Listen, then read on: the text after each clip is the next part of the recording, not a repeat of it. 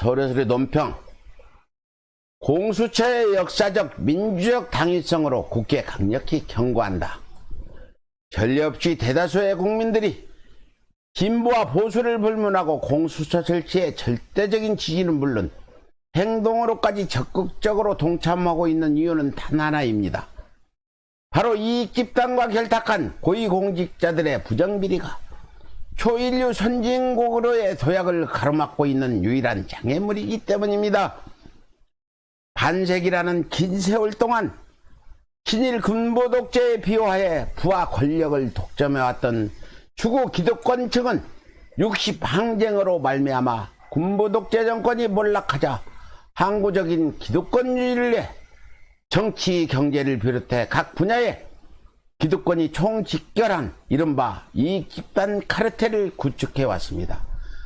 즉 민주화 이후 30년간 군부 독재에서 기원한 친일 수구 정치 세력을 비롯해 재벌, 언론, 사학 등 대한민국의 정치와 경제를 주도하고 있는 막강한 이익집단들을 중심으로 한 기득권 카르텔은 군부 독재의 홍유병을 자처했던 이른바 공안검사들을 중심으로 한 정치검찰을 앞세워 대한민국에서 영구적인 지배체제의 구축을 도모해왔던 것이었습니다.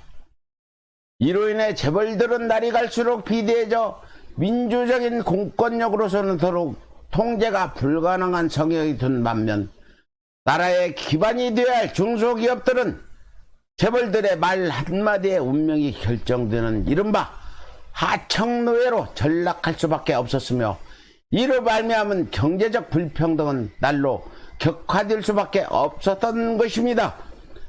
마침내 이와 같은 이 집단 카르텔의 형포를 보다마다 고 노무현 대통령이 역사와 국민의 이름으로 중소기업의 피를 빨아온 재벌 학부모의 고열을 짜고 있는 사학 이 집단의 방패막이를 자처한 검찰에 대해 개혁의 칼을 빼들었으나 기득권 카르텔의 사령탑을 자처해온 수구 언론들의 막강한 혹세문 여론 조작에 개혁은 자초되고 민주주의 정권의 연장까지 좌절되어서는 물론 국가개혁의 상징이었던 고 노무현 대통령마저 수구들의 농간에 목숨을 잃을 수밖에 없었던 것입니다.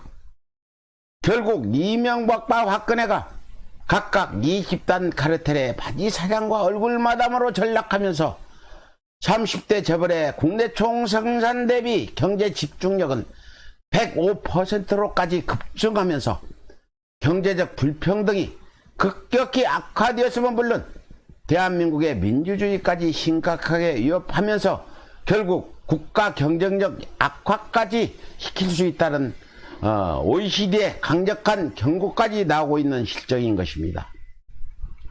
이처럼 재벌들이 대한민국의 경제는 물론 정치와 사회까지 지배할 수 있었던 것은 오로지 이 집단과 결탁해온 부패한 고위공직자와 이들을 비호하고 있는 정치검찰이 버티고 있기에 가능했던 것이며 이러한 이 집단 카르텔의 비민주적인 고리를 끊어낼 수 있는 유일한 방책이 바로 비공직자와 정치검찰을 견제할 수 있는 공수처인 것입니다.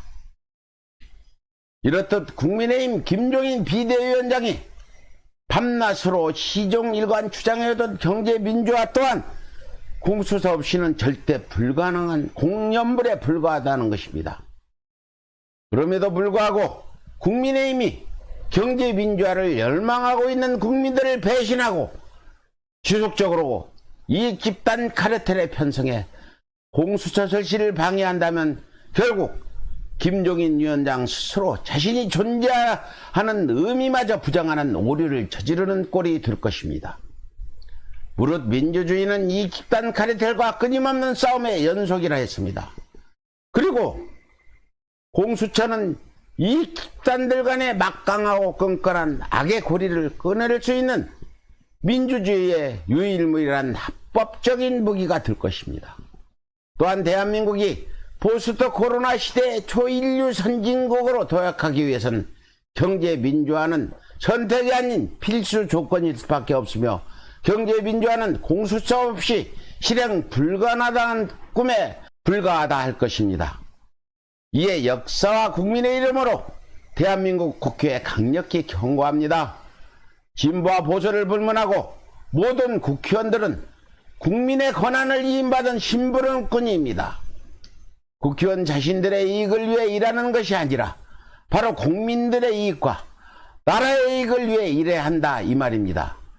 그리고 당신들을 임명한 대다수의 국민들이 공수처를 명하고 있습니다.